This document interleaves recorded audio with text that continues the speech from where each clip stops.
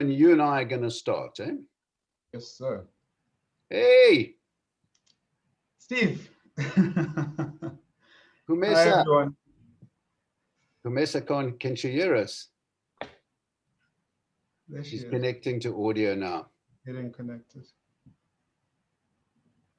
Hi, Pumesa, can you hear us? No, she's not hearing us yet. Be good to test this out, eh? Mm-hmm. Pumesa.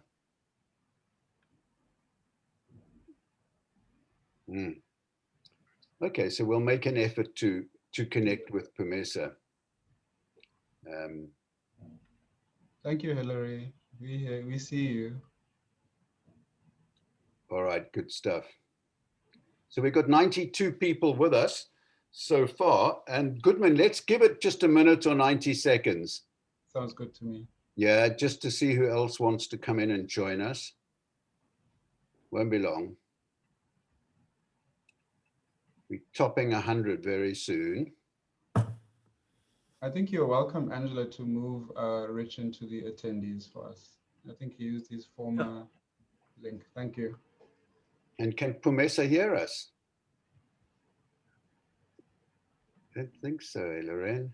Still connecting. Yeah. Lorraine, see what you can do is after we started to help Pumesa, eh? Mesa, can you hear us?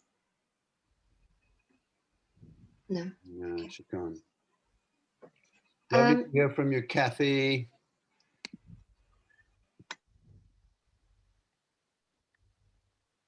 And Hi, you, Kathy. Leslie.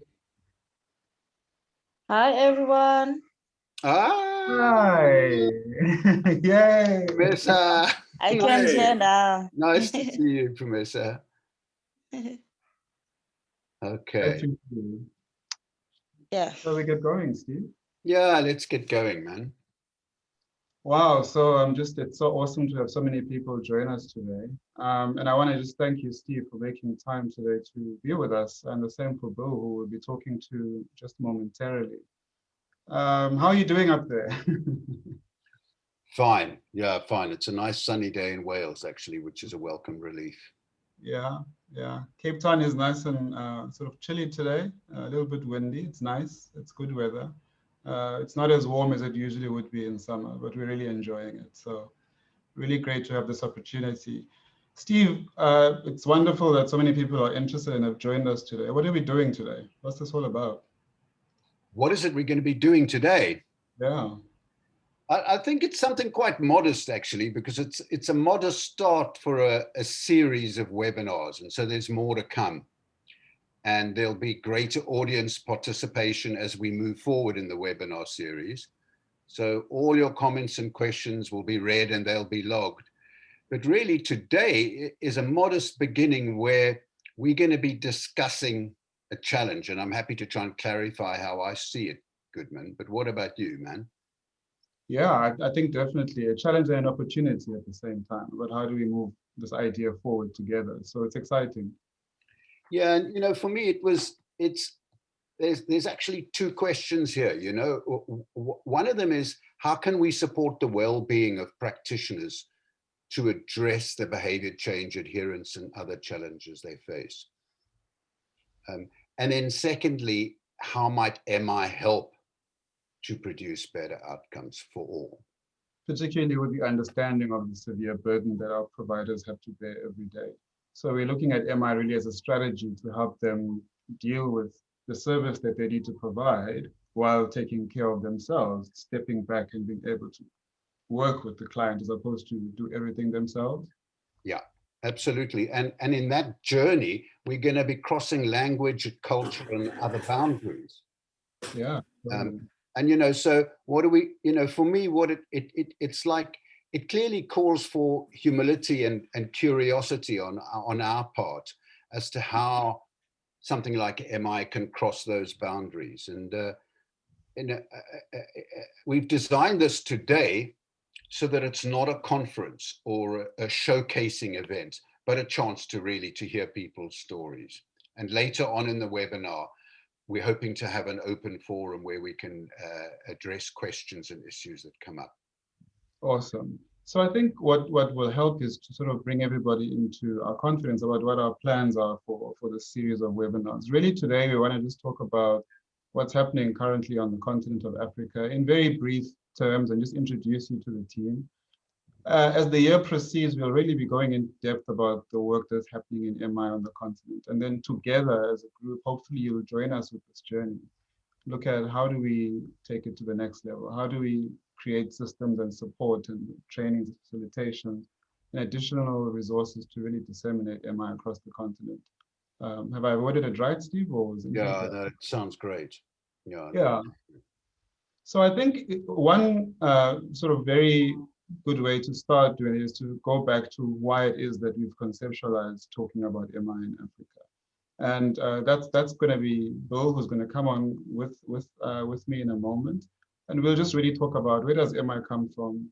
Why is it that there's now an interest in seeing how MI fits on the continent, and where are we going next?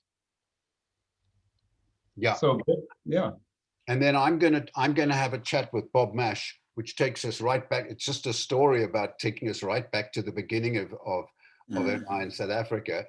And then we're going to hand over to Lorraine Jordan, who's going to chat to Pameza, who's somebody that she knows well and has worked with.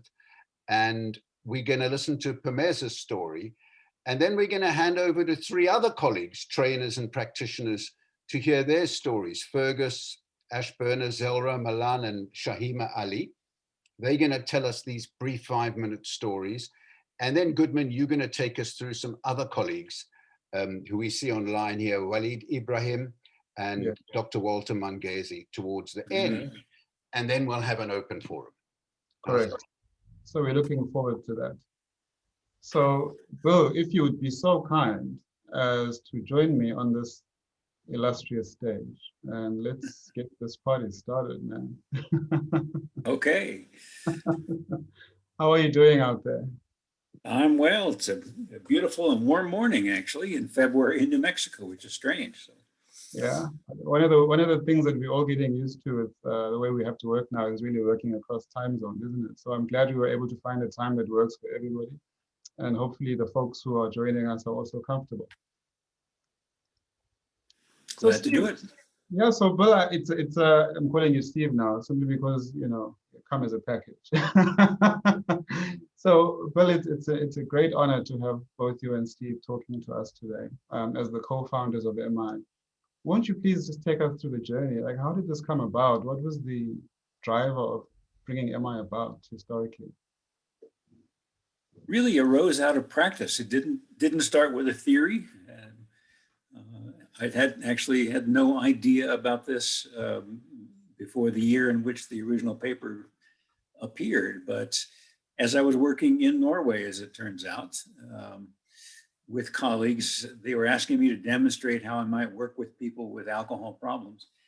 And they would stop me and say, what are you thinking now?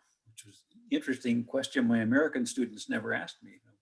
What are you thinking? Why did you ask that question when you could have asked many questions? You reflected something that the client said. Well, how did you decide which thing to reflect? And together we literally evolved this set of decision rules, the essence of which was to have the client make the arguments for change rather than my doing so. And that's what led to that original 1983 paper, this unexpected discussion with colleagues while I was on sabbatical in Norway. And then about 7 years later, Steve and I met unexpectedly in Australia. And as one does. yeah, that's right. There's so much happenstance in the history of motivational interviewing. We just happen to be in the same place at the same time, and so the first volume of the book emerged out of that meeting. Yeah, I feel like that kind of describes this group as well, isn't it? Much happenstance that's leading to greater things, we hope. So, obviously when the students were asking you, why are you asking that, they were eliciting a way in which you were communicating with patients. Was there a reason that you had for yourself decided to take that approach? Was there some sort of challenge or something that you'd picked up that made you think, no, let me give this a shot? Not really. No, I wasn't conscious of what I was doing. I was there to lecture on behavioral treatment of alcohol problems. And what they were eliciting from me is something that I was clearly doing, but was not aware of, and was even embarrassingly different from what I was lecturing about to them in behavioral approaches. So we began putting the pieces together, but it was not something I was even aware of doing. And I conclude I must have learned this from my clients, but that's where it came from. And then the question was, well, is there anything to this? Does this actually work? Can we test this?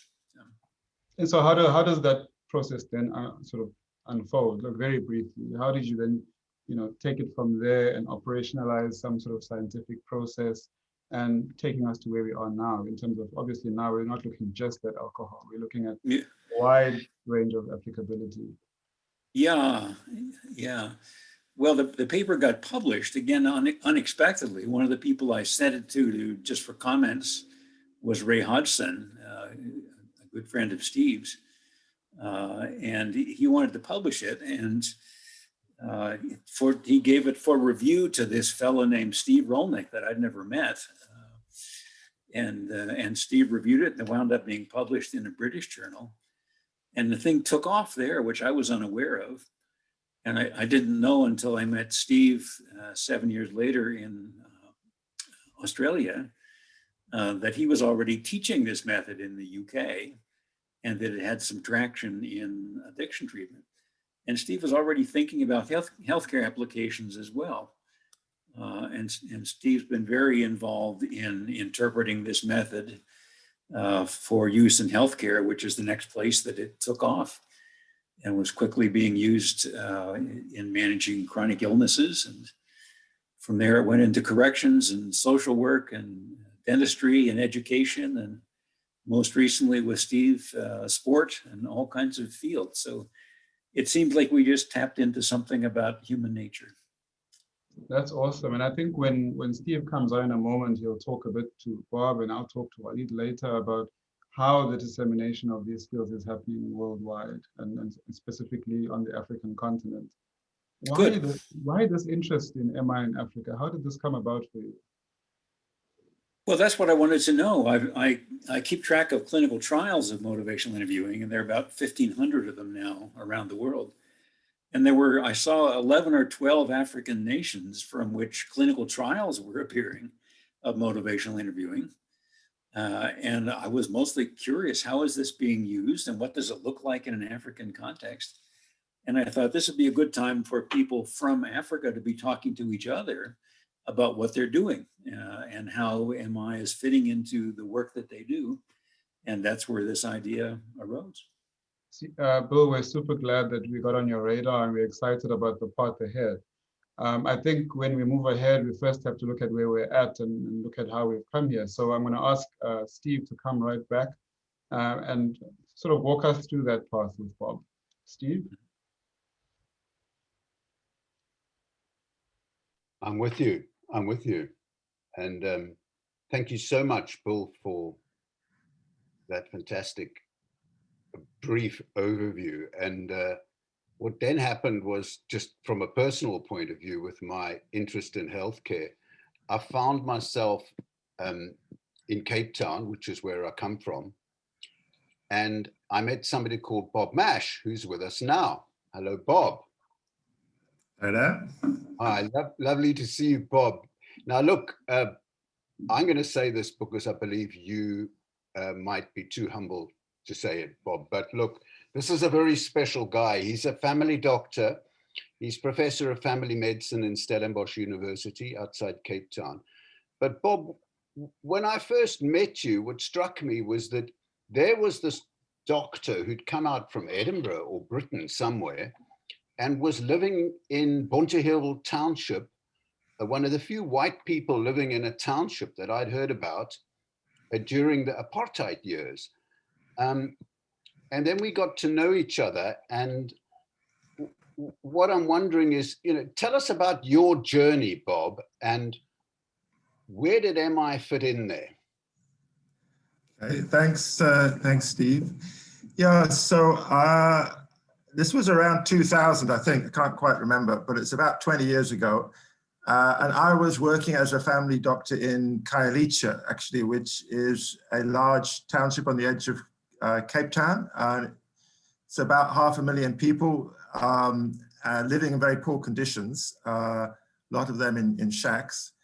And I was sort of like the family physician in one of the, at that point, 3 health centers, I think, that were working in that community. And, you know, I suppose what struck me was, in a way, the harshness of the conversations that were taking place with people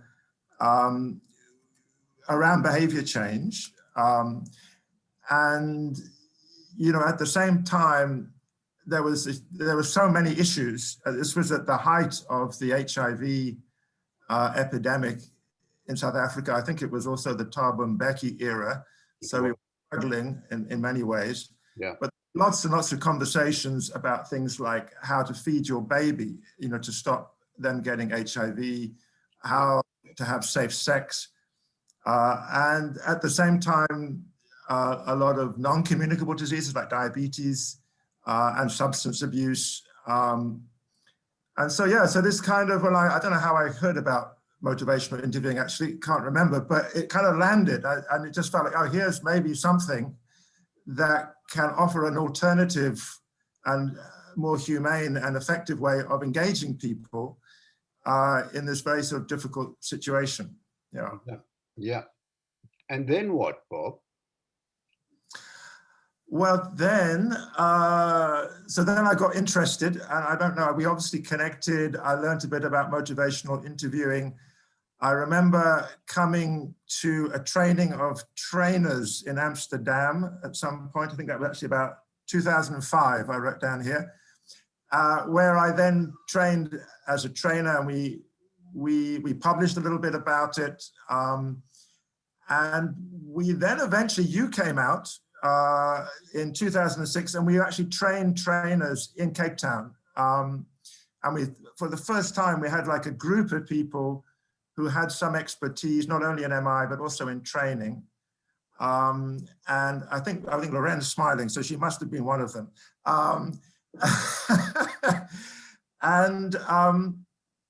From there, it kind of took off. We formed a group called MISA, Motivational Interviewing in Southern Africa, as a sort of community of practice.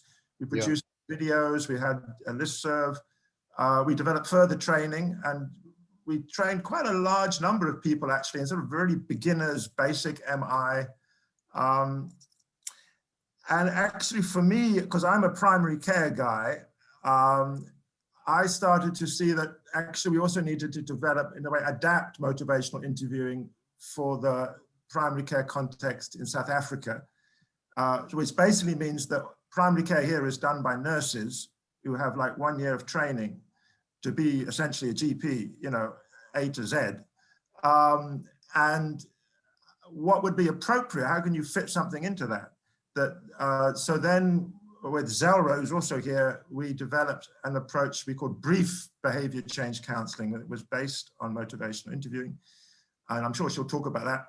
And then the other thing that was a big problem is just the sheer numbers of patients.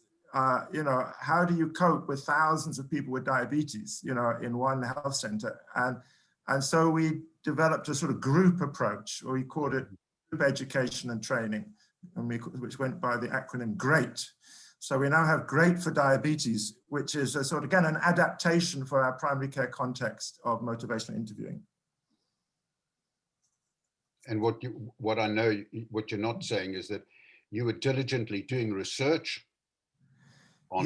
Yeah. So GREAT for diabetes actually was the subject of a randomized controlled trial in Cape Town, which you were part of, and showed it to be a cost-effective intervention. And in fact, now we're rolling it out nationally in South Africa. So I don't know, COVID willing, that's been a bit of a problem.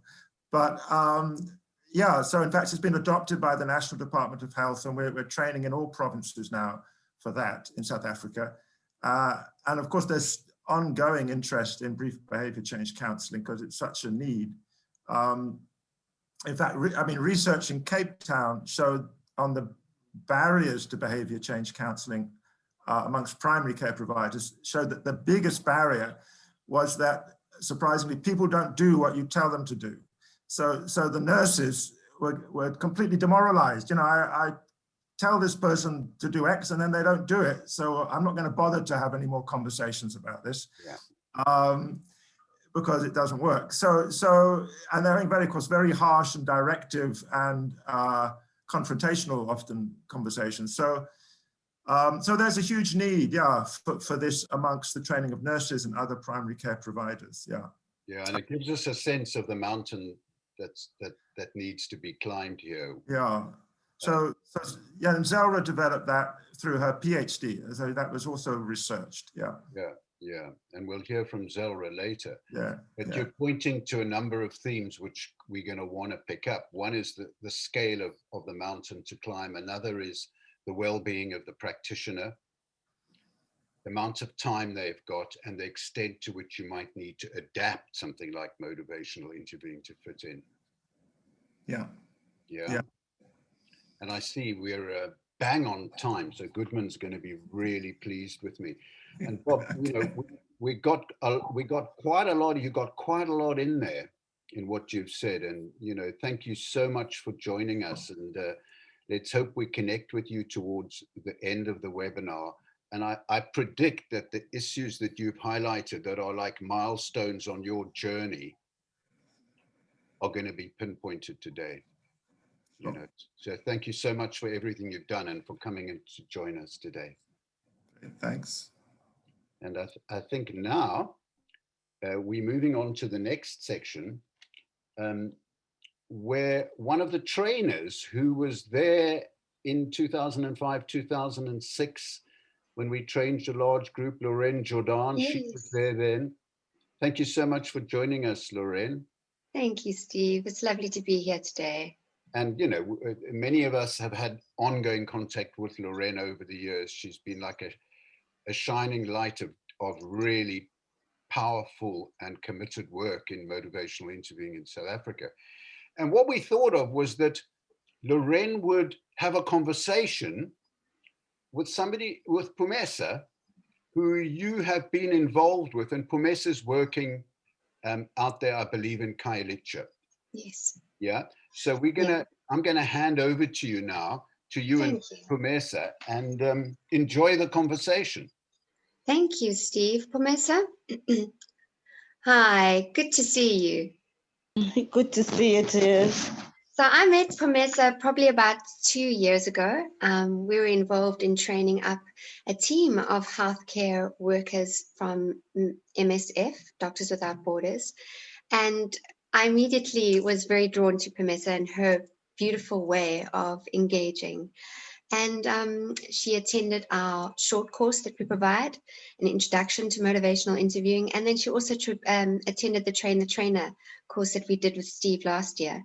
And I'd really love to hear your experience of how your experience within your practice context has changed since you have been exposed to motivational interviewing. What have you noticed in terms of how your clients respond to you, how the patients respond to you? Thank you, Lorraine. I think firstly, I am happy to be part of the panels here. And with the work that I'm doing, and after attending the MI trainings, like I've seen change with my clients actually.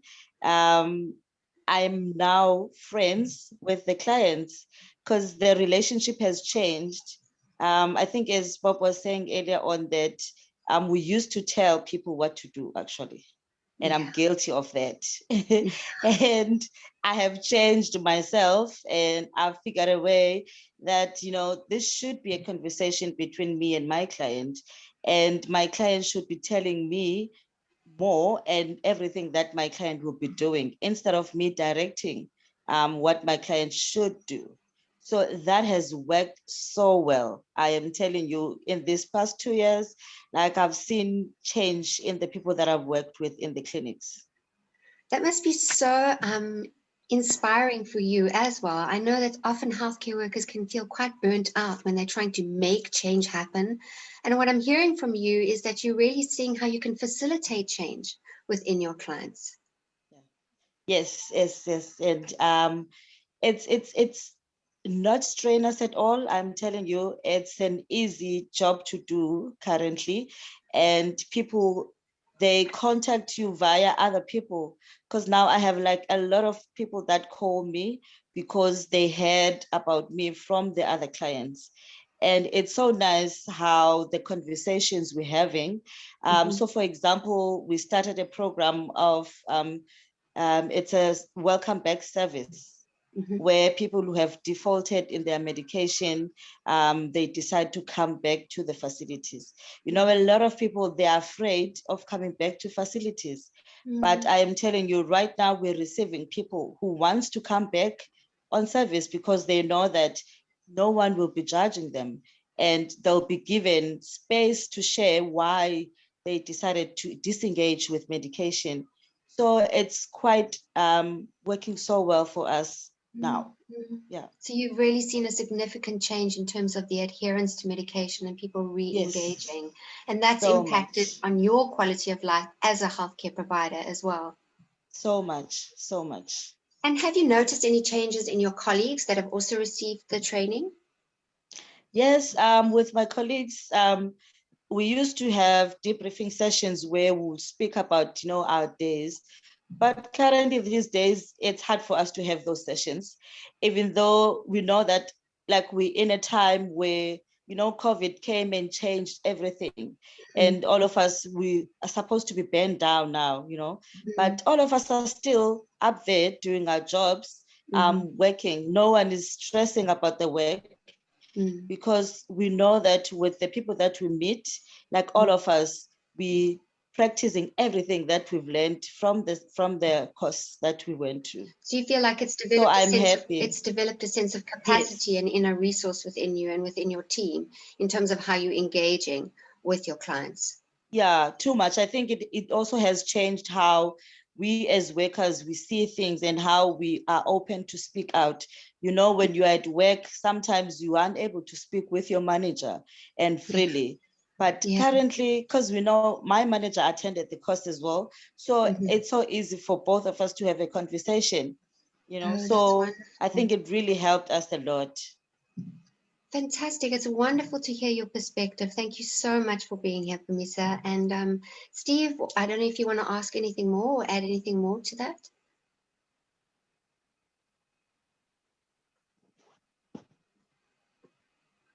Me just your mic. Pamisa, Pamisa, what sort of problems have the patients got? Can you give us an idea of the setting? Yeah, so a lot of challenges that our patients are having is disengagement mostly.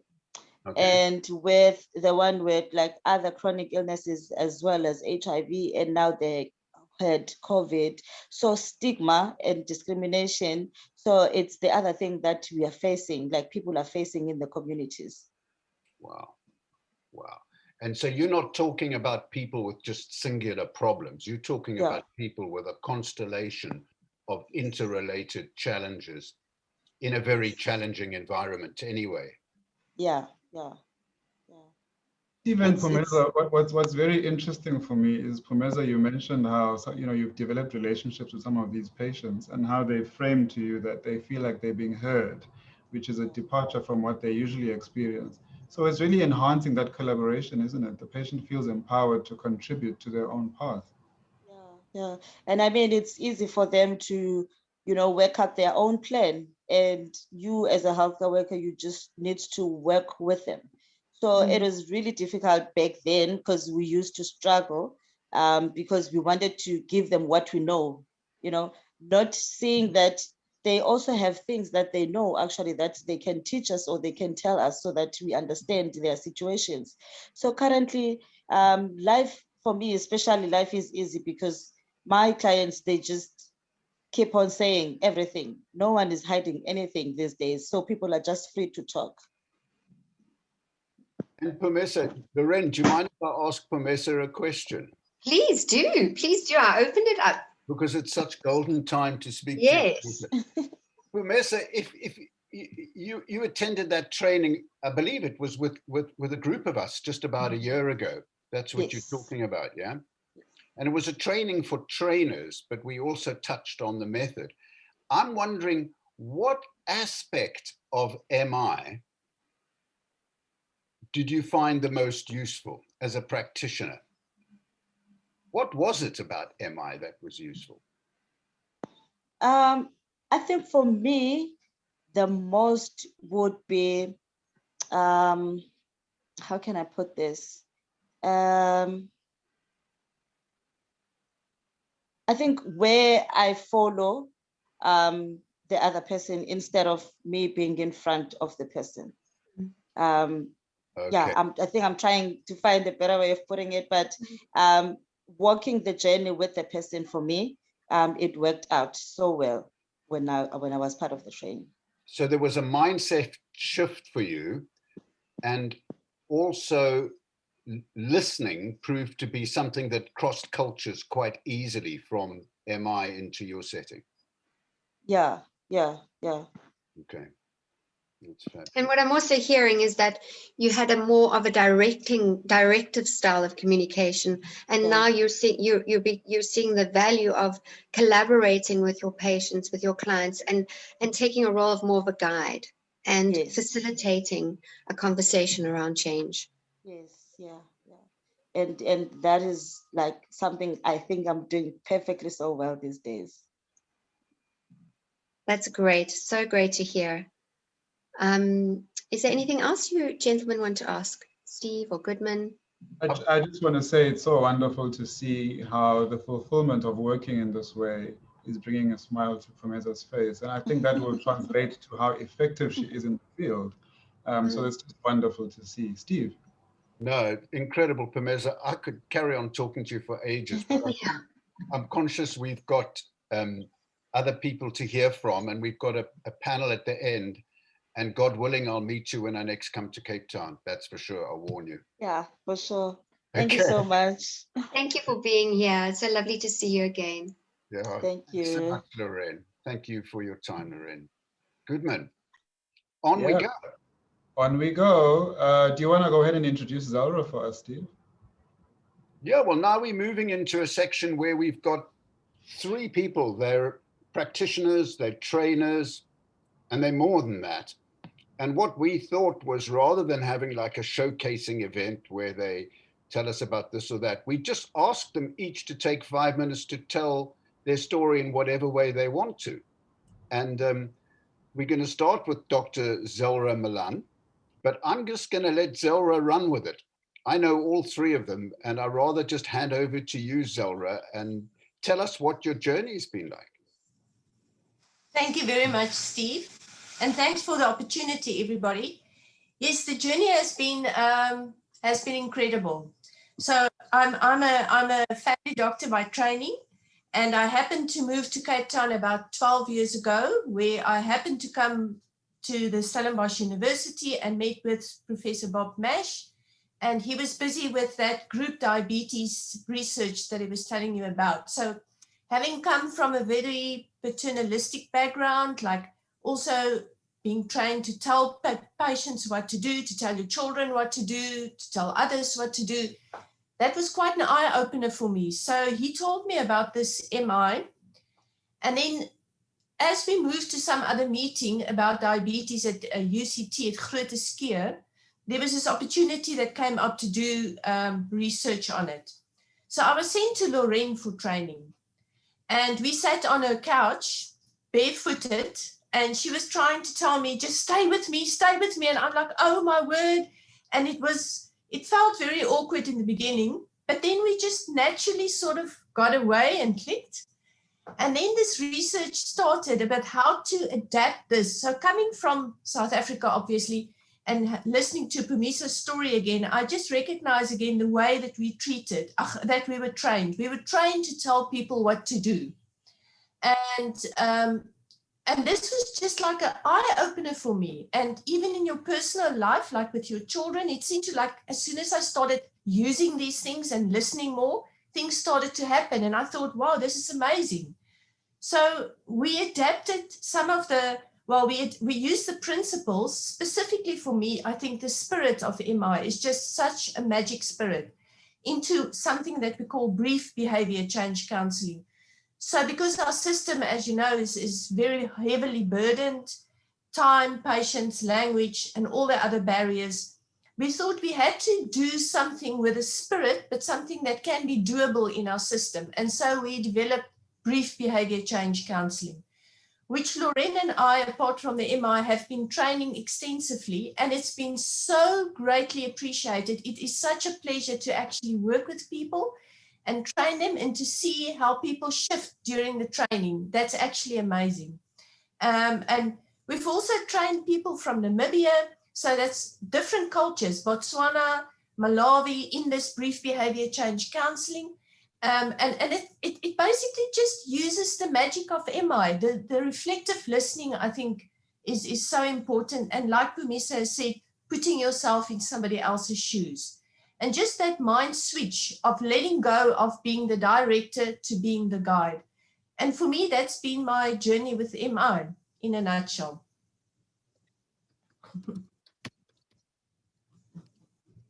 That's so wonderful.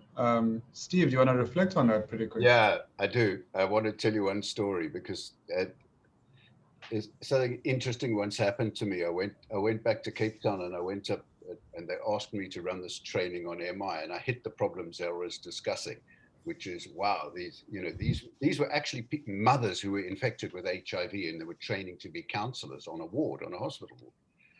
And it was really tough. I was terrified of this. I didn't, crossing these cultural barriers. Anyway, I ran this workshop and really got out of there and thought, I cannot imagine how they could use this. But then a year later, I went back, and her name was Numfanela. I'm dying to meet her, but I went back onto the ward and she threw her arms around me and said, thank you for the workshop. And I said, really, I'm so glad. Have you found this helpful with other mothers? And she said, no, not with other mothers. I found it helpful with my son. Just thought I'd share that with you, Zelra. Yeah, thank you so much. So true. So true. It works every day. That's amazing, Steve. And I think it reflects the, as Zara is saying now, the broad applicability of the principles. And later on, one of our colleagues from Department of Health is going to talk about how they've actually taken these key elements of the spirit of MI and used it in some of their staff management processes. So that's super exciting. Thank you so much, Zara. Steve, You're welcome. Thank you. So Zara and I have been in Cape Town for the same amount of time, exactly 11 years. And so we must do coffee and talk about what that means. Steve, I think we have Shahima coming up next. We do. Shahima, won't you bless us with your story? Hi, good evening if you're in South Africa, or good morning, or wherever you are. Hello.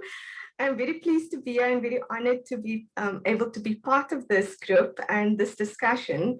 So I am Shaima Ali from Cape Town in South Africa, and I've been based at the University of Cape Town for almost 9 years.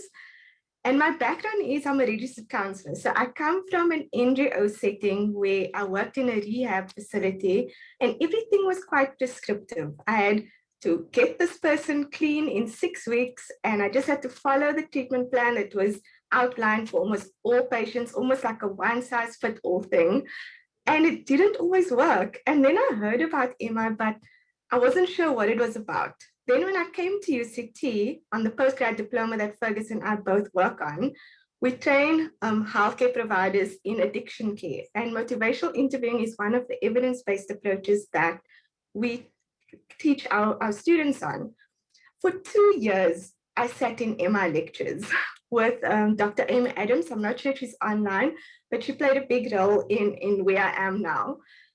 And I sat in lectures and I was so skeptical that first year. I was like, how does this work when I have so little time with this client and I need to get them to motivated to make this change?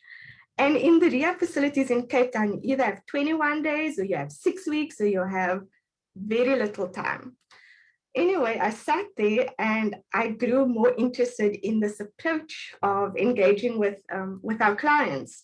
And so in year 2, I sat again and I learned so much more in the second round with our new students. I sat for about 3 years, I think, in MI lectures. And I went back. I was an honorary counselor at Groote Hospital, and I used this in my sessions with the clients in the clinic. And I saw the changes in them, giving them the responsibility to manage their recovery process. I wasn't forcing them. The treatment plan was discussed, it was negotiated between the two of us, and I saw the changes already unfold with those clients compared to at the rehab where I was just prescriptive, like you're sitting in this one-on-one, this is the discussion, by the end of the 6 weeks, you need to be clean. And so as I sat in these lectures, I also then heard about the Stellenbosch course, and that's actually where I met Dr. Zalra and Lauren, and even Prof. Mash. So they actually trained me. I'm basically proficient because of them. And so I did that course, and my interest in now for MI just grew from there. So every year in the MI lectures with the students on the postgrad diploma, I would sit. And so Dr. Amy Adams, she gave me an opportunity to take on some of the lectures. And that's where I started practicing as a lecturer/trainer in motivational interviewing alongside my counseling at the clinic. And so I could marry the two. I could see it working in practice, and I could see the changes within my clients. But I wasn't the only skeptical one. All our students at that point were also skeptical. I know I only have 5 minutes, but I can talk forever. And so just to quickly say that on the postgrad diploma, the students are very skeptical, and we get a lot of resistance because they have very little time to work with their clients. But eventually, because we do it over 2 semesters, they get on board. So that's the one part of my MI journey. The other part is about 3 years ago with the ATTC, the Addiction Technology Transfer Center. I was given the opportunity to go around South Africa and train healthcare providers in screening, brief intervention, and referral to treatment, as well as MI. So that came with its own challenges. So I was training professionals from social workers all the way through to psychiatrists. And I must tell you, it was hard. The resistance was up there.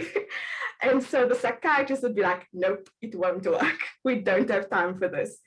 But in that 2-day training that we've developed, there is something that does take place. Even though there's a lot of information that we give to these participants or these healthcare workers, by day 2, there's a shift in the mindset. And I think Dr. Milan also alluded to this, that shift of how to engage with their client. And that is my main aim. So when we do our trainings now, I say, forget about all the theory, all the strategies. If you can just embody that spirit of MI and engage with your client in a different way, rather than being prescriptive and telling them what to do, something might happen.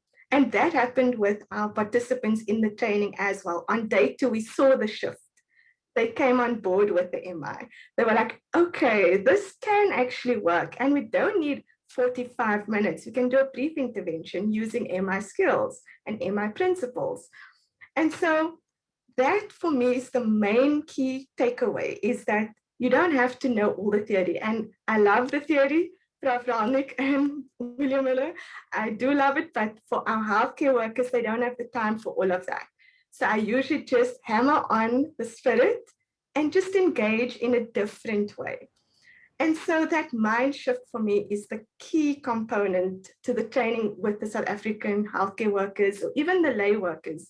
And that is where I'm currently at. Even today, I did a training and I said, if you don't remember everything I said, just remember to be compassionate, to have empathy, and to work alongside your client or your patient. So I think that's my 5 minutes done. Thank you so much. Shahima, you've inspired me so much. That was incredible. Thank you for taking us on that journey.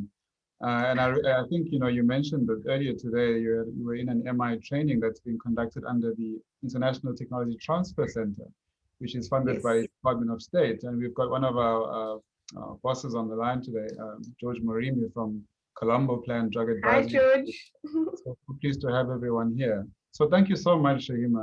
I think what's really great is all the all the trainers and providers who've spoken so far, just the energy that you exude because of the pleasure you have using MI and seeing its impact in service. So that's wonderful. So I'm going to ask Fergus, Steve, to come on and tell us about his journey. So Fergus works with us both as ITTC and as course convener for the Postgraduate Diploma of Addictions Care. He's a fantastic clinician, and looking forward to your story, Fergus. Thanks, Goodwin. Hi, everybody. I'm really honored to be able to tell my story, my MI journey, and excited to tell you because I think it's really, it might help with buy-in for the MI, your own MI journey, and then also quite nervous. So I think you can tell. So my MI journey started about 10 years ago when I was training to become a clinical psychologist. And I came across this literature, and it was Prof. William Miller, Prof. Steve Rolnick, and it was at that stage words on a paper. It needed to be the seed that I had got, and it needed to be incubated for a little while. And I think it needed a catalyst to come alive and for the seedling to grow. So anyways, with training to become a clinical psychologist in South Africa, you come across a lot of substance use difficulties. And because psychologists are in such short supply, the training is very quick. And I think you left ill-equipped once you qualified. And what then happens is we find ourselves in placements and in government institutions or in private, ill-equipped. And what we quickly fall into is maybe our own omnipotence to be able to be the authority and fix our clients and do it quickly. And we get a sense of the desperation, we get a sense of the resource limited environment that South Africa unfortunately has. And we paternalize, we want to be the authorities. And I think we pick up very quickly. I think I can definitely relate with Shahima and Pumeza, who were speaking earlier on. We see clients who then become quite defensive, who become resistant. I don't like being told what to do, so I can see why our clients who are often shamed because of some of the behaviors that go along with alcohol use and substance use, also there's not a gel there. Something doesn't gel. So I think I was very lucky that I got a mentor who then was able to embody and personalize MI. And give me a relational demonstration of the principles of motivational interviewing, and use them compassionately with me in the supervision relationship, and also demonstrated within the care for their relationships. And what I'd realized is that there was a key word, and that was compassion. And compassion is being able to see that the person that sits across from us is suffering, and it's our duty in some ways to create a psychological safety, both for them and for us. And that's what I feel MI did. MI does that through the spirit, and does that by a comprehensive framework of the Oars and Don Cat, which anybody who's read a little bit about MI, which I'm going to encourage, will quickly see are helpful skills to use. And then I think MI took off for me because I was then able to join UCT, the University of Cape Town, and as part of the course convener for the Postgraduate Diploma of Addictions Care, where I work closely with Dr. Sebeko and Shahima. And I also attended the trainings for the Stellenbosch University with Lorena and Zalra, and it's mind-blowing to be able to see how it comes alive, and it's then just not words on a page. You can put it into practice, and we see both the changes that we get as a clinician and the changes that our patients and clients experience, because they're feeling psychologically safe. They're not shamed into change. They're encouraged and are seen as people who have their own resources. So I think it's gone from the seedling 10 years ago in my small little town in Johannesburg, and now I'm you know, very excited to be part of something that's kind of multinational, and it's not a seedling anymore. It's this beautiful rose bush that a lot of people are being able to benefit from, and include in not only their clinical work, but in relationships with colleagues, etc. So as you can tell, I'm very excited, and thank you for allowing and listening to my journey.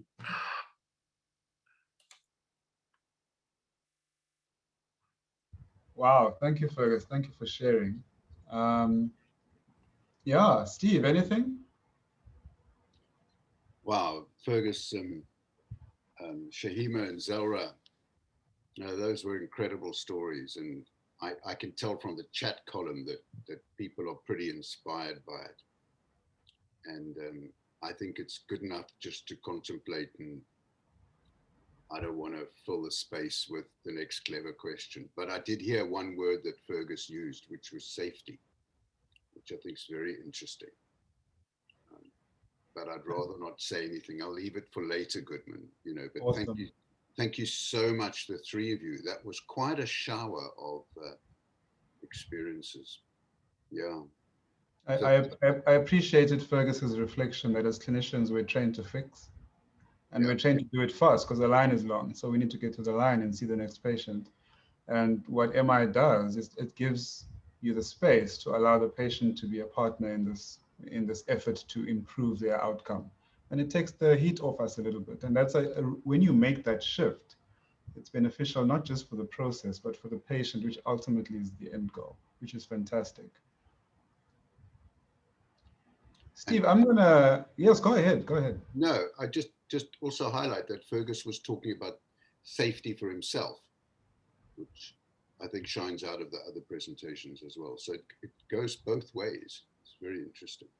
Absolutely, because I think one thing you can't undermine is that a therapeutic interaction is two human beings who come with an experience, who come with expectations, who come with different interpretations of the interaction as it unfolds. And so the clinician is also important. It's not just about the patient. So that's actually, it's really a key factor to speak about. Yeah, so it's a person first, patient second, and it's a person first, practitioner second, you know. 100%, wonderful. Now, I'm going to be talking to Dr. Walid Ibrahim all the way from Egypt, but you're not in Egypt today, are you, Walid? Yeah, I'm not in Egypt at the moment. Yeah. You're in Oman. Oman, yeah. Yeah, you must take notes as you travel, because you need to tell me all the great things to do when I eventually get around to those areas, right? Yeah. Actually, it was nice meeting you in Kenya. So it seems that you travel along everywhere. It was great to meet you in Kenya as well. So I think for me, what I'd love to hear is your background. Like, who is Walid? Why are you in this MI space? Okay. So my name is Walid Hassan, and I'm a psychiatrist. In Egypt, I'm a faculty member in one of the universities. So I used to teach for medical students, for psychiatrists, and social workers and psychologists. And I worked for 5 years almost in the addiction treatment. So I've been dealing with many of the substance use disorder clients. And during this, I've been to the US, where I at first get exposed with Chris Wagner. He's one of the very nice people teaching MI. And it started from there that I really liked, and I felt as a practitioner that this is something like the missing part of the puzzle. Like usually, I've been trained earlier in the behavior, in using some of the behavioral techniques, and all the time I was struggling about how you can make this it satisfies me very much as a therapist, but on the other hand, when I'm trying to apply it to the client, I all the time had this feeling that there is something missing. Like we agree on things, lots of things, but the client at the end is not going to do them. Just like he come the next visit and that's it. And we rediscuss everything till I get introduced to the MI, and I think it worked very well in combination with other techniques, and even trying to engage the patients. They feel very respected, and they feel more engaged with the therapy. And I feel less stressed, actually. Like it's when you are trying to be compassionate and empathetic with the patient, try to understand where he is. So it makes even many reflections on my practice. So this is some of my background. That's awesome. I think for me, the word that stuck out for me as you were talking now is authentic. So it gave you the opportunity to be authentic, because now you've got the tools to be inquisitive in a way that's actually inclusive and draws the patient in, and allows you to be genuine in eliciting the collaboration, right? Yes, exactly. So how do you, go ahead. No, go. So how do you then make the leap from, initially discovering MI and finding the gaps that it's closing for you in terms of your therapeutic alliances, to deciding that you want to learn how to train others in MI? How does that leap happen? Well, actually, from as being in the university, I was teaching in one of the rounds that we gave to the interns, and I think it was very nice experience for me to start telling them about MI and start seeing this mind shift happening with all the trainees. So through this, I have developed my skills in the training and started to spread a bit with one of my colleagues, the training to MI to other healthcare professionals, mainly psychiatrists and psychologists, and to a lesser extent to nurses dealing with many cases.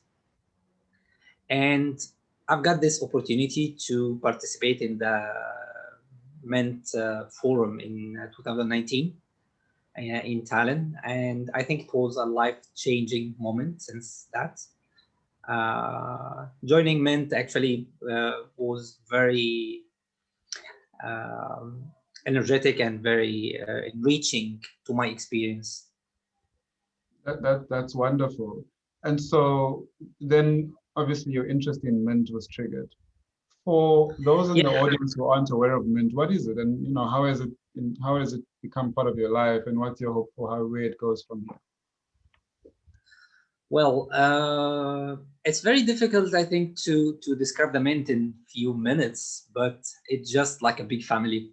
So it's like MI network of motivation interviewing network of trainers. So this is like a network where all the trainers come together, and it's a really like a very big family. Like just like you go and everyone will be coming and ready to help you with sources, experiences, mentoring, and you've got this huge experience transferred to you from others. So it's like you don't feel that you are by yourself ever.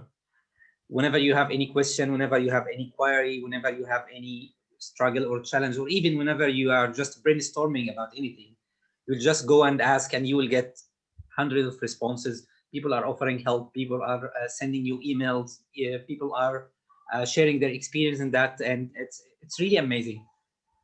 And through that, I have got many of my mentors, starting from Prof. Miller and Rick Bess, I think he's in that indeed, and my mentor Dominique, who passed away, may God bless his soul, a few days back.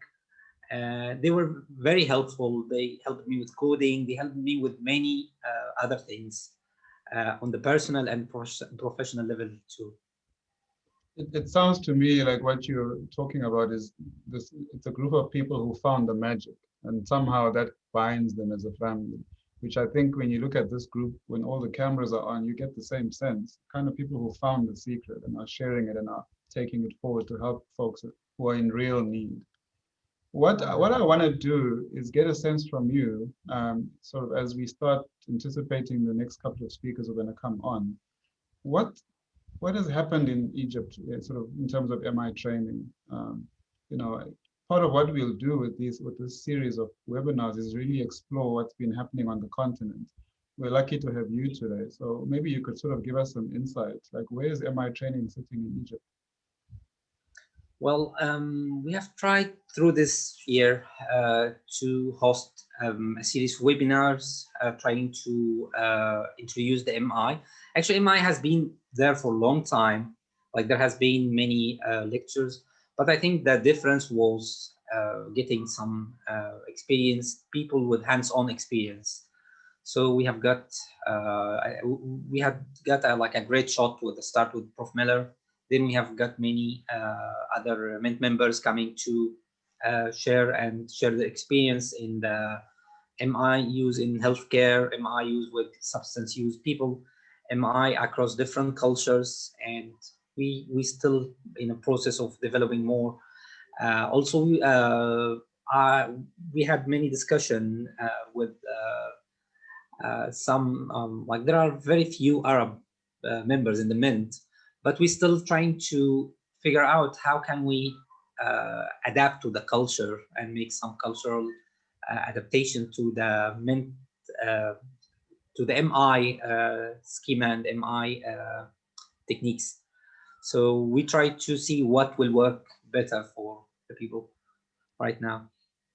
Well, that's wonderful. I think what's great about it is that our network is growing. So now we've got collaborations with organizations like the International Consortium of Drug Demand, University of Drug Demand Reduction. We've got International Society of Substance Use Professionals.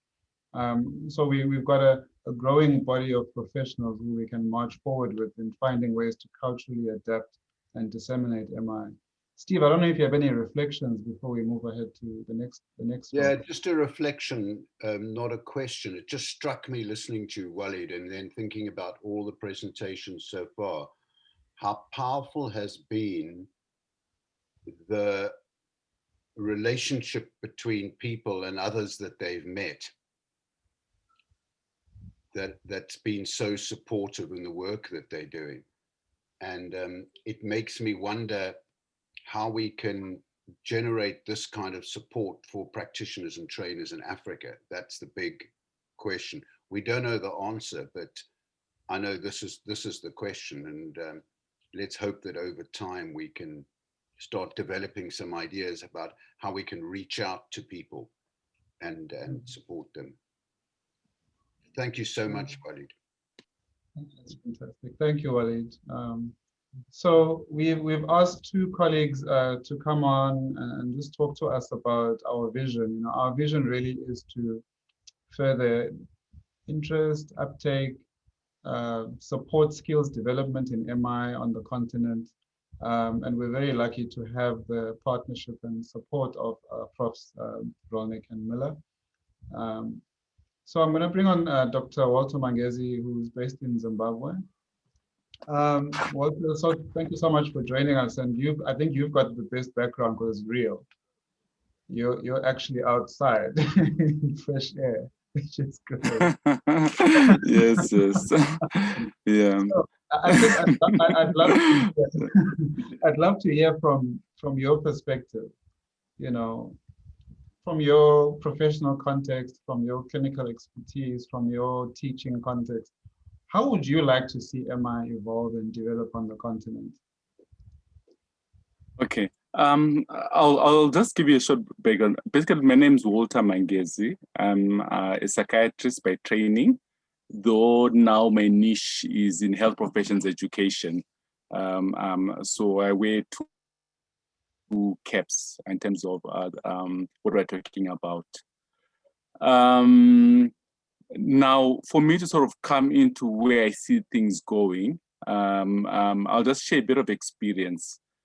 Before 2010, I think I share experience almost similar to what a lot of the panelists have shared, that we were almost like pill pushers, where we're very prescriptive, where we thought the pill will fix everything.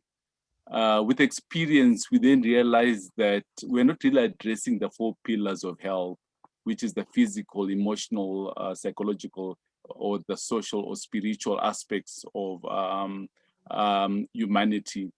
So in 2010, we were fortunate enough to get a capacity building grant where we then brought in CB into our training of our students, and with a psychotherapist who's also a psychiatrist, a colleague called David Crossley, who assisted us with that.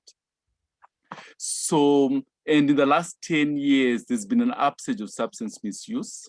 And I think this, talking to colleagues across the continent, it seems that that's become a major problem. And a lot of the training across Africa is also medicine-based. We don't have a lot of clinical psychologists on the ground. So we end up it being prescriptive. So basically, in the last 6 years, that's when we got exposed to MI. So we've actually brought that into our teaching. We've not really had formal workshops, but having read around it and knowing principles of CBT, we've been able to sort of apply it. So I'm sure, collaborating with a lot of the panelists, it will also be very good in terms of to improve the skills. Now, in terms of the vision forward, we've had in Zimbabwe, we've been fortunate enough with people like Prof.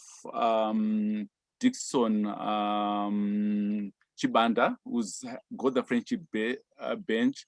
We ourselves have a study with Melanie Abbas and Connell in the USA that's looking at our adherence counselors treating depression using talk therapy. To improve adherence to ARVs. So we've now realized that the most effective way of us helping the continent is realizing that we need not run with this as the experts. Lay counselors will be very effective, and MI is a tool set that we can actually spread out. And I'm sure if we start doing research, we've got village health workers, we've got grandmothers like in the friendship bench. There are a lot of cultural people within our cultures, in our African cultures, that already have that role culturally to actually run with counseling and supporting, that we can actually empower with MI. And so I think the impact will be very great. So that's this is where my vision is, that if we could figure out and probably do a bit more research on how we can get lay counselors to actually run with MI. So in a nutshell, that's sort of my vision of where we could go with this. Wonderful. Thank you so much, Walter. I think when you were talking, one thing that occurred to me is really what you're doing when you're using these grandmothers on the friendship bench and using lay workers is you're harnessing the cultural wisdom of folks who come from that context, isn't it? Because they bring the expertise, the understanding of the context that you're trying to address, which is essentially what MI is. MI is trying to harness the industry of the individual who needs to make a change, right? So you're not prescribing, you are being responsive to what they've identified as the ways in which they can move forward, right? Yes. So that, and also just sharing what William said, that you find that a lot of this is something that's already there. So you'll find that even within our cultures, a lot of those stages of change, they already exist. They're probably interpreted in a different way. So how do we now systematically bring in, enhance the skill so that we can actually ensure that the process happens in an evidence-based manner? wow, Walter, you're in trouble because I'm going to draw you in and we're going to work together and we're going to see how we can make that happen. So thank you so much. My pleasure. I don't know, Steve, do you have a quick reflection before we go on? He's in big trouble, I would say. No, but that idea of working with lay people, and there are colleagues doing wonderful work on that front in different parts of Africa, often in different kind of contexts. Like in HIV, there's the PATA organization that's networked right across the continent. And what they champion is peer supporting mothers who help other mothers. And so you are in big trouble, Walter, because we need your help to kind of link up with those kind of people, you know, and Okay. that's an avenue for development that has tremendous potential. Of course, I'm sitting here wondering, what exactly is it that we would train these people to do?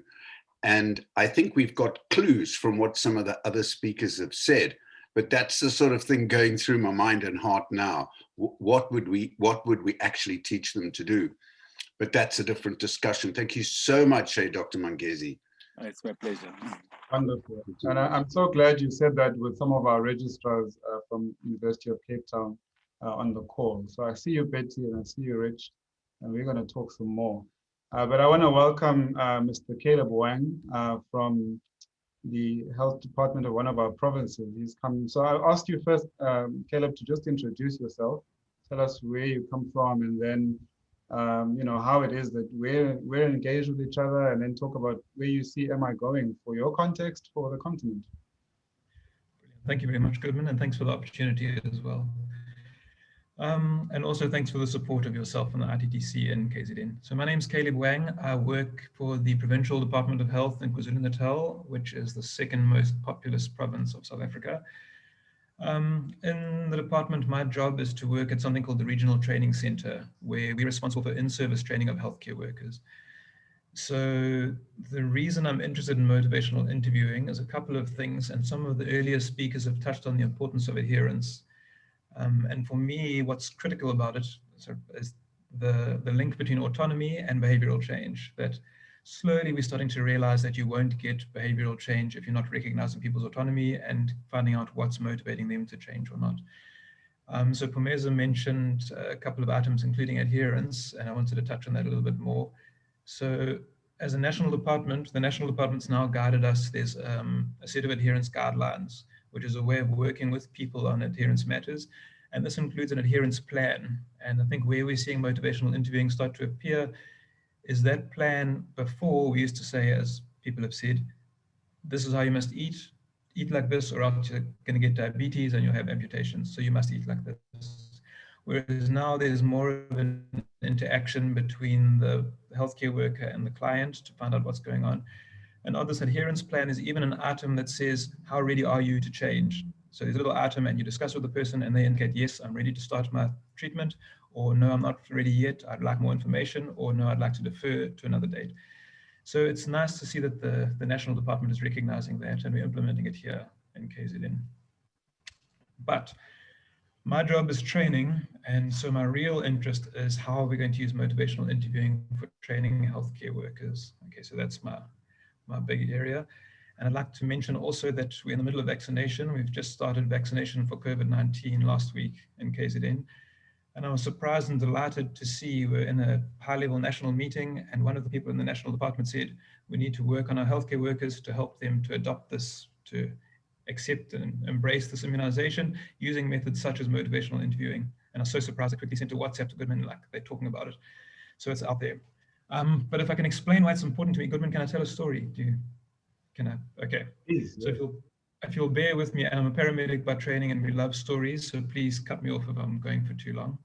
But I'm just going to tell a quick story to illustrate, I think, the role of motivational interviewing, where it's valuable in behavioral change of healthcare workers, not just behavioral change of our clients. Okay.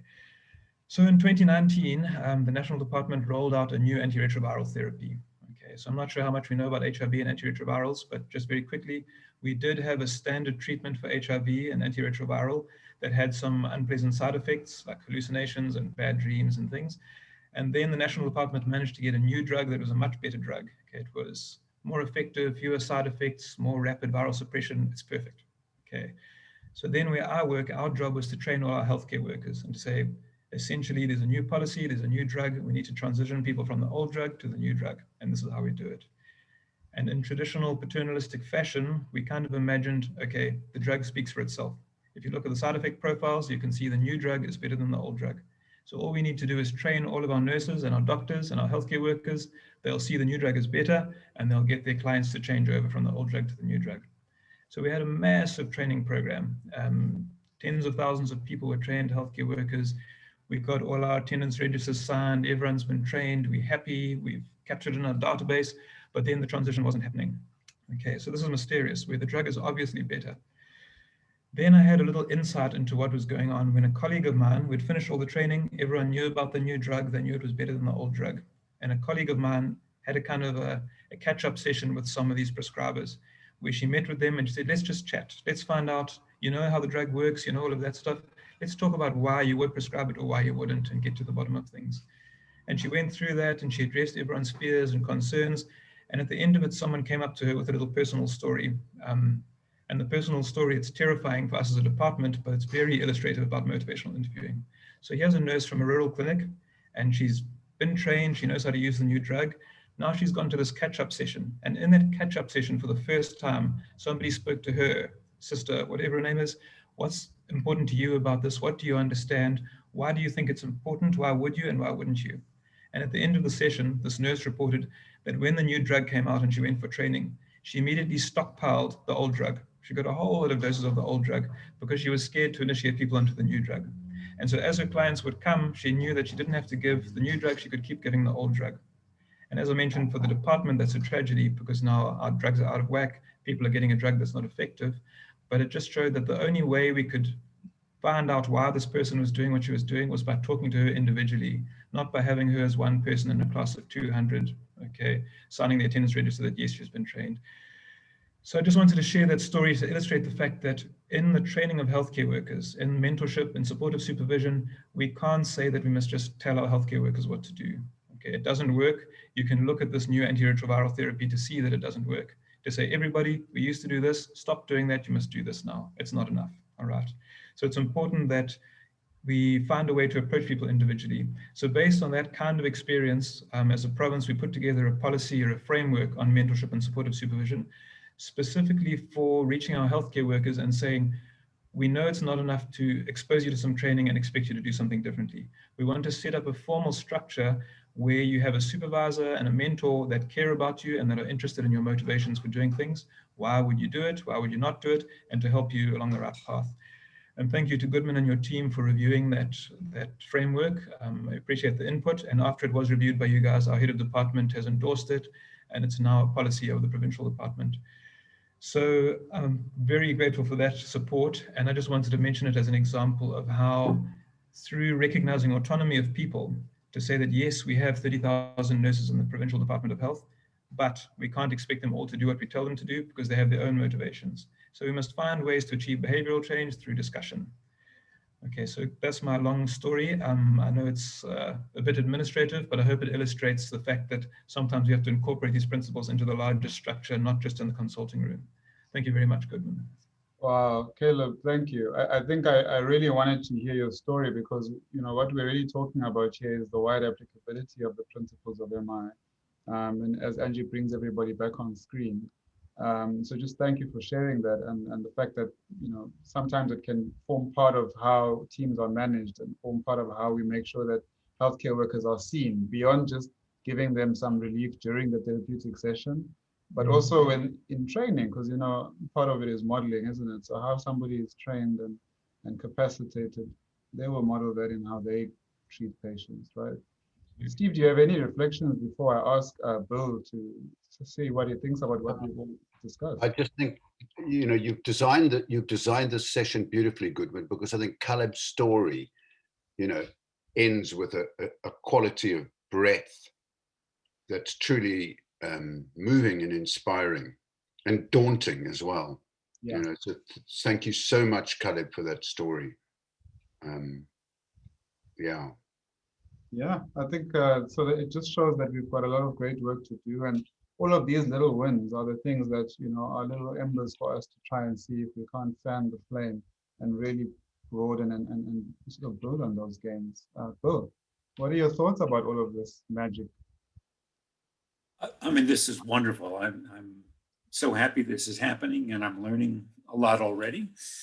A theme that comes through that Steve and I are talking about is empowering.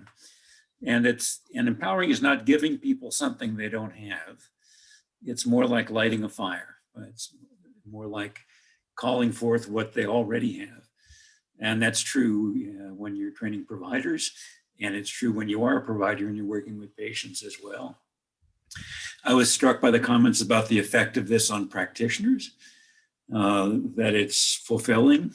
The emphasis that Shahima and Walid made on a mind shift, I think it's very important. It's a shift from telling people and being the authority and the director and the kind of paternalistic source to collaborating and guiding, which is just a lot more enjoyable and a lot more effective as well. Several people emphasize the importance of the spirit. This is not just techniques, but it's what's in your heart and how you're understanding what you're doing. That's a key piece. Several mentioned the joy of teaching this to people, which I certainly still find to be true. It's just so much fun to share this with people, and it's received so well that, so these are very familiar themes. And to me, this is just a beginning, as Goodman said. We're going to go further to have people share what's happening with MI in Africa. But it's clear to me this is going to happen in Africa and is already happening. We don't know how. We don't know exactly what's going to emerge, but I have great trust in what happens when people begin to share this spirit and method and communicate it. So thank you, Goodman, for organizing this. Thank you. Thank you for your inspiration, Bo. Steve, we've had a lot of really amazing engagement in the chat. And we've also had a couple of questions that have been posed. Maybe we can try to tackle some of them in these last 10 minutes. I think one I might want to flag pretty quickly, because it's been asked by a couple of people, is what is the potential of using mHealth or mobile technologies for MI? What's mHealth? Mobile health, so using technology. Internet and mobile phones and that sort of thing. Correct. And what we're doing now, Zoom. I mean, I think we've discovered this year how much you can do with electronic methods, and telemedicine obviously has been around for a long time. But I think this lends itself very well to video consultations. So I think it's a tool that is very appropriate.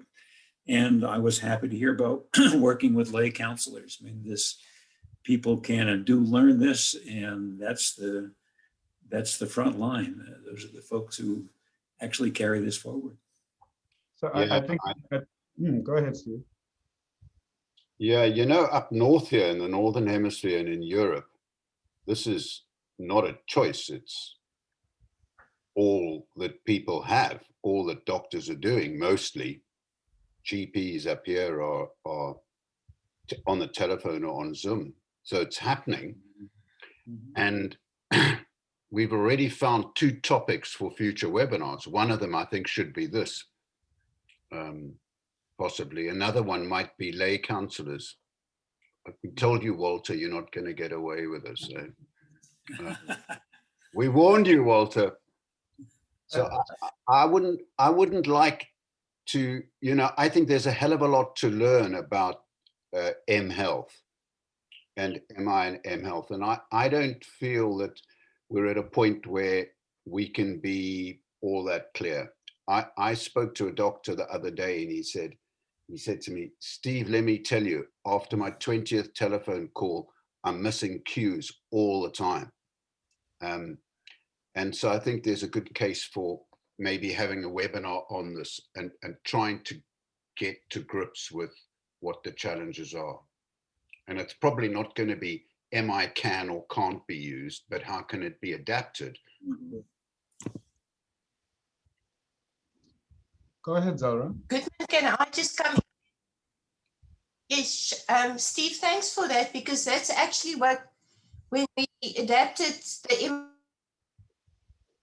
brief behavior change counseling, we thought, how can we use the spirit, the principles, the skills in a brief intervention? And we've now developed it as an online course where we teach the skills as it is, and it's completely online. So people can go and practice with their partner, their children, their whatever.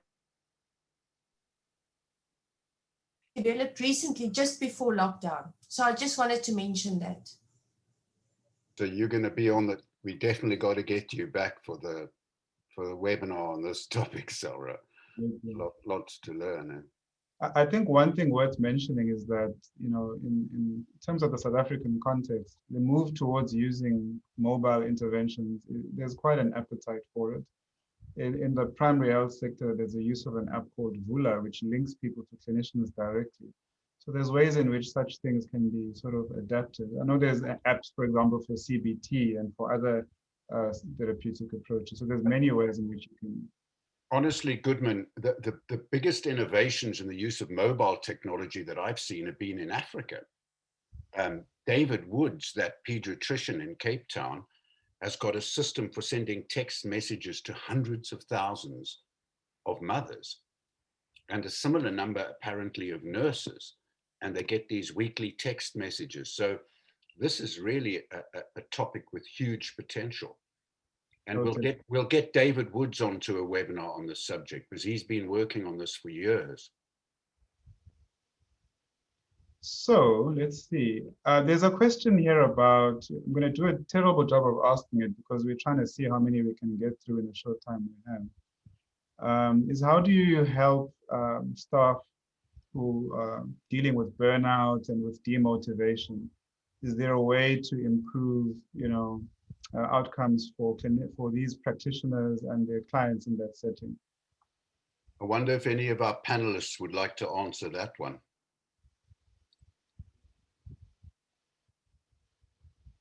Go for it if you feel like it. Just put your mic on and tell us what you reckon. Maybe I could sort of talk to that. What we've done is we've had workshops that actually directed towards that because we don't do enough in terms of wellness, practitioner wellness. And I know with our Stripe HIV, which is interprofessional education in HIV, we're actually writing up a module that we're going to do for staff. The other technique that we've also used is that, I mean, that's when I first met Goodman. We do bring in practitioners, seasoned practitioners who work in very difficult situations. And then they often share with the junior practitioners how they cope, how they balance life, work-life balance. So we've used these different techniques to try and work with practitioner burnout. So that's more towards prevention. And I suppose the other side of the coin is issues around team building, having ways of identifying burnout and having a support system for practitioners or staff who've actually been burnt out. Fantastic. I also, oh, go ahead, Steve. There's a third topic. Yes. And there is a little bit of research, not a lot, but there's a little bit of research on what is the impact of learning MI on a practitioner's well-being. There's a little bit of research on that. And I know from the experience of my humble colleagues here in this panel that they've got experience of this. They're not raising their voices now, but we'll get you on again. I think it's a great topic. So was definitely talking about that. Yeah. So we're nearly out of time, but I want to pull Shahima in and put her on the spot because I know you've had to do this, Shahima. In terms of how have you used the spirit of MI when training? Because I know we've together seen some challenging scenarios where you've had to really draw on that spirit of MI. Yeah, thanks, Goodman. I think how I've done it is actually modeling it in the training. So when we get the resistance, it's to just roll with it. So actually really modeling the collaboration, the compassion, and really understand where the attendees are coming from. So by modeling the MI in the training, it kind of draws in then and lowers the resistance from the participants. And we've had quite a lot of resistance to MI or in the trainings and a lot of questions. So when we can model what MI is about, they will also learn on quite easily from that. It's wonderful. Thank you. So in my last words, before I hand over to Steve to close, I want to say thank you to Emma and Beyond for working together with us. Thank you to Steve and Bill for being such great collaborators. Thank you to the whole panel for using your time and spending with us to share your wisdom and your inspiration. And thank you to George and to ITTC and to ICDDR and ISUPNet as well. So wonderful. And we look forward to more of these in the coming year. Steve and Bill, just to close. I feel very moved by not just the cultural adaptability of MI, which I'm quite surprised. I thought this might come up as a hot issue, and it hasn't. So that has surprised me, I must say. I'm also struck by how non-arrogant the people are on this panel, and that we've not fallen into this trap of thinking, oh, if there's a problem, just give it a bit of MI. You know, that MI is the latest and the greatest thing, and it'll solve every problem. Yeah. That doesn't come across from this group at all, which, you know, it is striking, and I appreciate it hugely. Bill? I'm just delighted with what's happened already and what will happen from here forward. And we absolutely bang on time. And some of us will hang around. I'll hang around now for a more informal chat around the bar. Can I say to my friends on this panel, you have just been completely awesome. Really, you have. It's been such a rich experience. And I noticed Angela has got the record button on. And so, you know, as the following webinars unfold, we are hoping to develop a network. We're not letting people like Walter disappear into the, and none of you. And we've got a recording of this. We've got future webinars planned, and I think we've got at least 3 topics that have hit us between the eyes. And the big challenge that I think Walid was raising was, okay, so how does a network across Africa develop in such a way that it is genuinely supportive to people? And that's the spirit that we're going to move forward in. And, you know, thank you very much. Thank you, everyone. Have a good day, morning, evening, wherever you are. Stay blessed. And thank you to darling Angela in Cardiff, who's kept the show on the road and set up the whole thing for us. And a few of us are going to hang around the bar if anybody wants a chat. Yes, indeed. Please join us if you can. Bye. To the rest. You can tell from if you look at the participant numbers that this has been a huge success, because it's hardly dropped off. Indeed. And from my experience, that's very unusual. Indeed. And I think you can see there's people from, it's a pity people don't say where they're from. Well, we can ask them, Steve. If you're still on, maybe you could tell us where you're from. Tell us where you're from. Look at that. Bukumbi's from Uganda. Thank you. Hello. Thank you so much, Bukumbi, for telling us where you're from. Grace, where are you? Yeah. Hi, Grace. I didn't see you. How are you, Grace? Hi, Judith. You see, look at these people from all over, and somebody in Limpopo, Lagos. Netherlands. Hi, Netherlands. Nigeria. Ethiopia, Mozambique. Palestine. Oh, New Zealand. What? Hungary. Mitchell's Plain. Hello, Mitchell's Plain. I'm coming there now. Joking. Mexico. Awesome, man. Kazakhstan. Hi, Saybrand. Sorry, I didn't see you. This is really so useful to us because we're getting a sense of the cultural diversity. This is, you know, the focus is. Hi, Herman. Hi, Herman. And Herman, how lovely to know you've been with us, man. We'll get you onto one of these webinars, Herman. That's for sure. Awesome. San Francisco, Suzanne, we need to swap places because honestly, this is not right, man. That's so awesome. Herman and I have been, we've let it go, but a year ago we were working on a simple little manual booklet for practitioners. So that's possibly a 4th topic. Awesome. Steve, we've got a few people who've hung around. I don't know. So what can we, I think for folks on the panel, if you're able to stick around to chat with us some more, please do. if you have to go, we won't be upset. But I'm just really keen to expand some of what we've spoken about so far, because really this is about thinking about how we move this forward. We spoke about, the capacitation of lay workers. That's been something that we've grappled with, Walter, in terms of, when you talk about friendship bench, you're really operationalizing talk therapy and using principles of MI. In our context, we've taken, and there's a podcast I did with the, what is the group called again, Steve? They're going to hate me because I've forgotten their name. Glenn? Oh, I've forgotten too. Sorry, Oh, man. no, that's horrible. That's horrible. I'm 68, man. That's horrible, man. That's horrible. But I'll find it and I'll mention them. About how we've managed to simplify the principles of MI and distill it in something called being a guide on the side, just because we felt like it wasn't appropriate to try and train community health workers and non-specialists in MI, pure MI. I don't know what's your feeling about that? Everybody, anybody.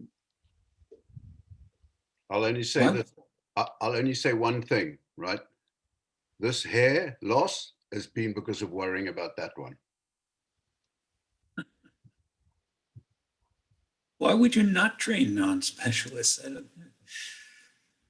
Exactly. Yeah, I've trained a variety of various different people, from pit bosses in casinos to lay counselors. And for me, it's not necessarily the lack of clinical background that really makes people a effective practitioner, but really the capacity to empathize and to really connect with their clients. I've had phenomenal pit bosses in a casino being able to empathize and reflect so accurately and pick up the change talk and really guide somebody more effectively than maybe a clinician that I had trained up. So I'm kind of wary about limiting what we give people access to based on what they've been previously exposed to. Absolutely. I would like to add, Lorraine, that we've trained people, Lorraine and I have trained people, I'm sure it's not unique, but for us it was unique, that actually were people speaking on phones, Lorraine, private health insurance. Yes. I've said that there's no relationship between years of education and the ability to learn MI. Right. Occasionally, even people with advanced degrees can learn it. Right. Exactly. But they make it a bit too complicated. But look, I'm noticing a number of topics for future webinars, Goodman, that are coming up. Okay. So that is really helpful. And one of them is, we could call this translation. Yeah. Yeah. And then another one is practical materials. Yes. Okay. And, I'd really, and I'd like Herman to get involved in that, because I know this is close to his heart. Yeah. Herman, I'm sure you're still there. He is there. He's lurking. He's there. He is. We just finished a round of online courses. Steve and Terry and I have been doing these online training courses, and people are asking at the end of it, how can we get together now and practice? And that same question has come up in the course of this discussion as well. And I think for a terrain as large as Africa, that's a good question. How can you arrange, perhaps? Steve, there's a question from Shireen. Shireen is saying, could we share links to virtual MI training courses that are available? So I think what we could do when we provide the follow-up communication here is just share some of those links. Steve certainly and Bill have some options that you could explore. We have some options locally in South Africa that you could explore. So Shireen, we'll do that for you. Yeah, and I've had, sorry, Bill, you got cut off. You cut yourself off on your mic. I guess I did, yeah. But I was just saying, let's think about electronic ways that people can get together to practice these skills, because beyond training, actually the practicing is a really important way of getting better at this.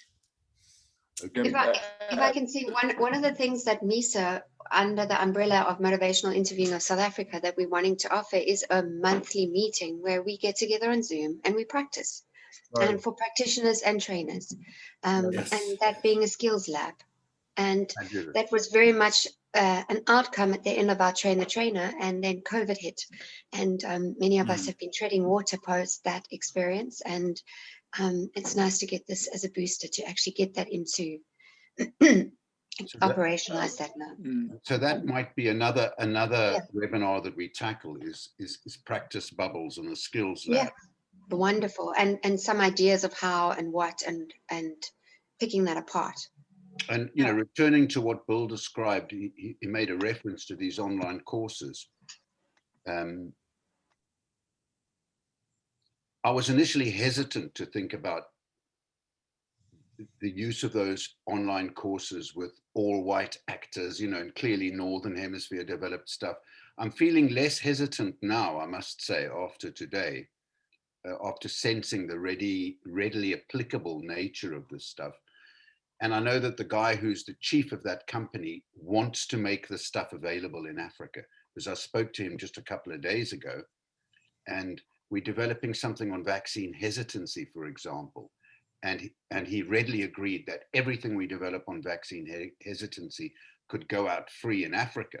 Well, I persuaded him, put it that way. So there's potential there. So go ahead, Bill. Oh, it's Walter. Go ahead. Yes, I was going to give a suggestion. There are a lot of community of practice already in Africa. There are lots of capacity building, whether it's in West Africa, East Africa, whether it's, the different funders who are doing that. Could we not try and piggyback on some of these, where we then sort of come in with MI to this community of practice? That will actually help us reach out, and often we will catch the leaders vis-a-vis those who are going then to spread the word and model out MI and that sort of thing. So I was just thinking that maybe we could use that as a strategy. Walter, I think that's excellent. So communities of practice in Africa could be a subject of a webinar. Yes. Where we can really, get some of these people on board, learn where the networks are, see how we can be of help to people. Wow. So there's two questions. I'm going to put them together, even though they're slightly unrelated. There's two people who asked about the training of students at college or university. So one is saying, what is the best strategy and what is the right time? I think that, this is going to be an easy one to answer. What's the right time to introduce someone to MI? What's the best strategy? And then in sort of related to that, Sebrant has asked, where is Sebrant's question? Have I lost it now? So it's just a question of how does one introduce MI to medical students who are currently in training? And then I've got another question that asks, what is the difference between the use of MI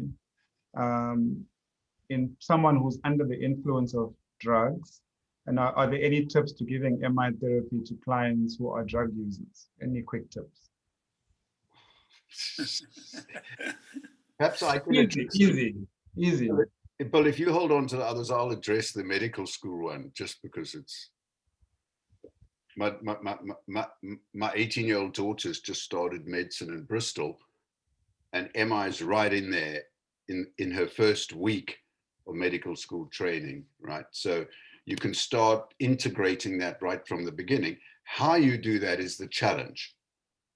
How you do that, you need to get together with your colleagues, your teacher colleagues, and decide, where do we place MI in a broader context of teaching these people other clinical communication skills, because it's not just about MI.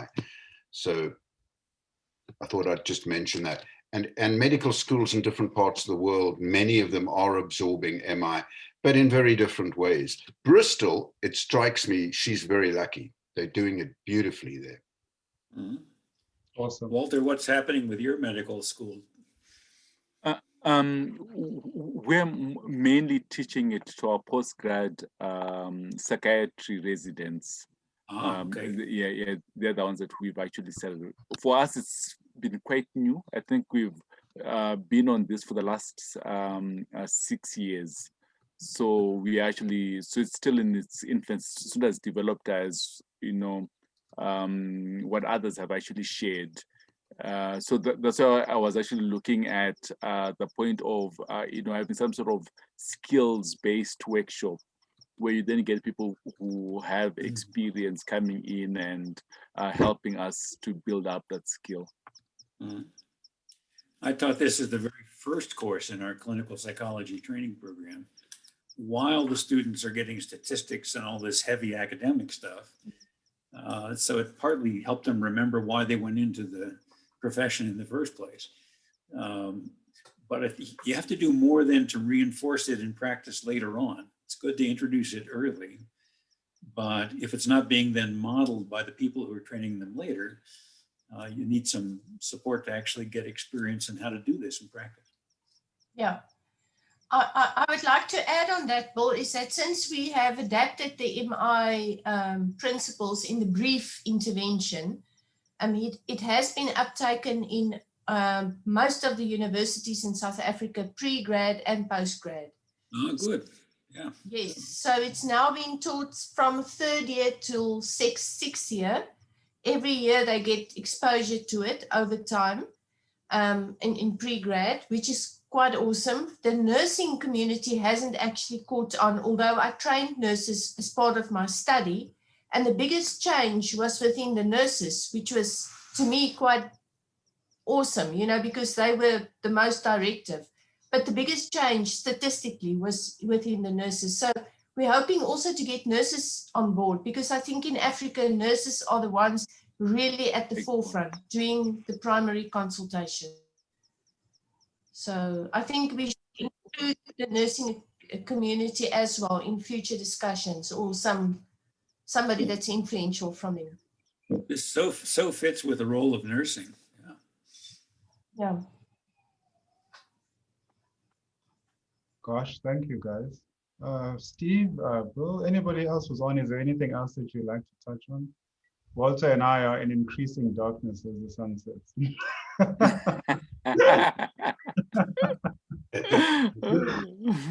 I just noticed there's still 84 people hanging around the bar, which is Yes, there are, and we appreciate you. I don't know, throw any questions or comments that you'd like us to address. Maybe put it in the chat and make sure everybody can see it, panelists and attendees. Do you think I might just ask Angela a practical question?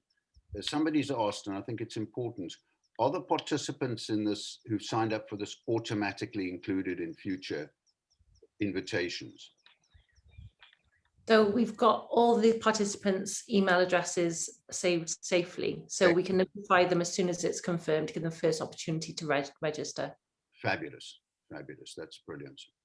Awesome. Because that's the foundation for a network. We can't wait to talk to you all again, and we'll make sure it's not too long a wait. Thank you, Goodman. Thank you, Bill.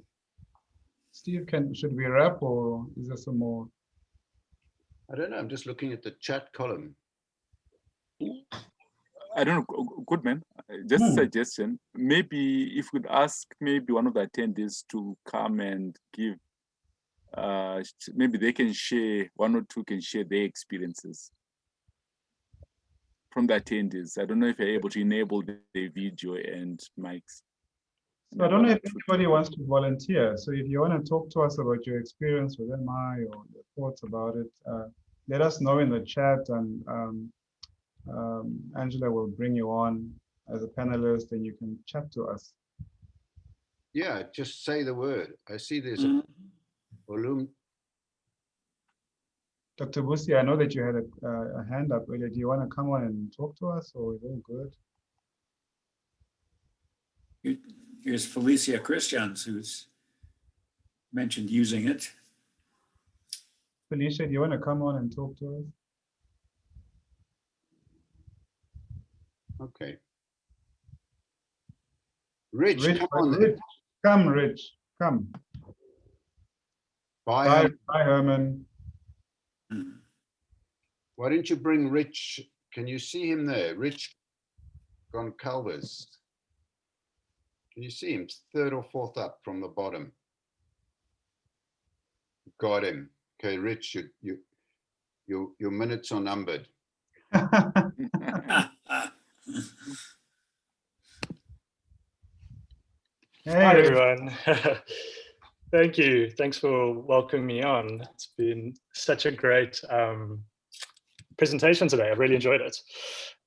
Just to give some feedback, I can take this off now, is that I studied medicine at UCT, and so I was part of those programs where we received MR training from our 3rd year to our 6th year, and it was fantastic. But I must say that having redone some training now, once I've been in contact with patients, it's made a huge difference. I mean, even though you can have some of the theory, I guess, when you've interacted with patients and you've come up against the rough rub sometimes of things not going how you would have planned to, a lot of this spirit of MI has really changed the way that I've experienced those consultations.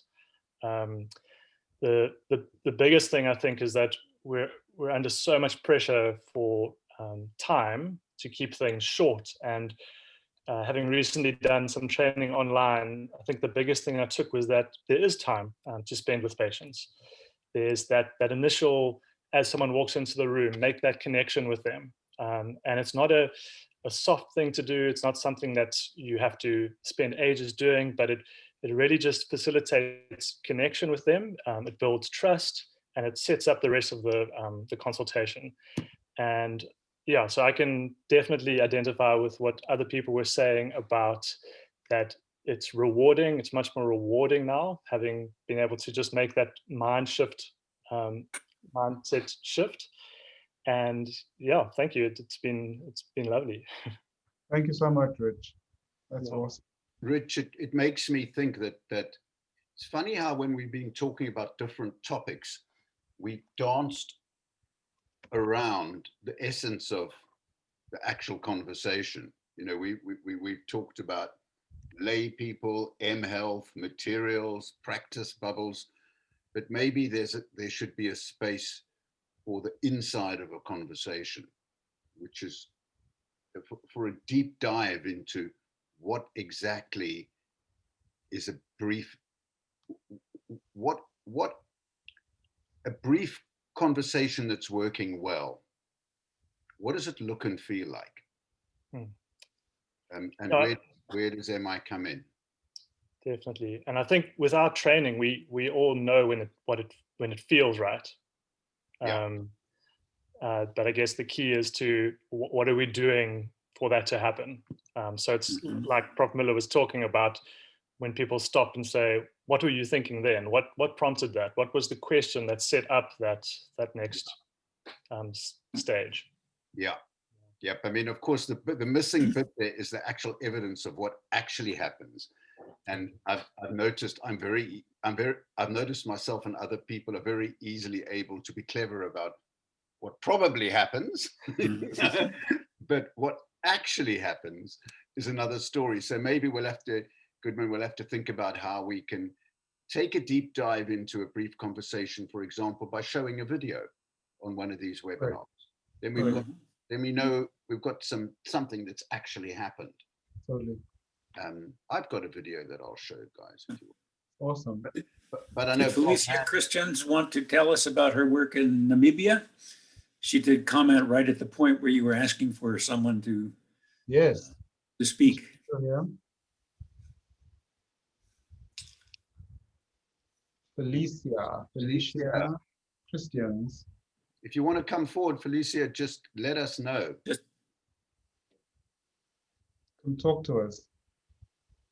Rich, meanwhile, where are you working?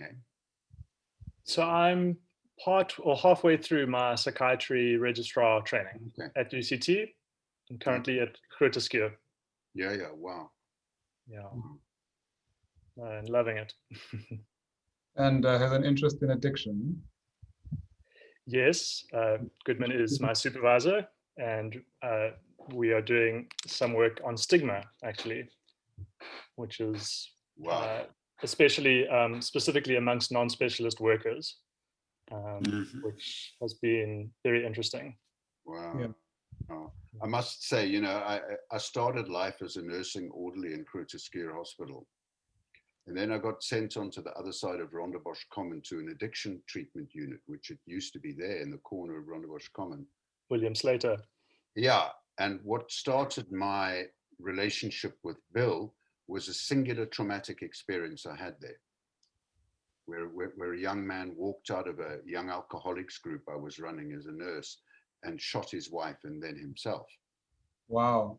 Yeah. And, Yeah. you know, it was that story that I told Bill when I met him in Sydney, that, yeah, there's a sense in which I'm still reeling from that experience. He didn't say much in the group, and, you know, but I've since on journeys back to Cape Town, I've met Pat, I think her name is, who was the social worker in that unit, who's still around.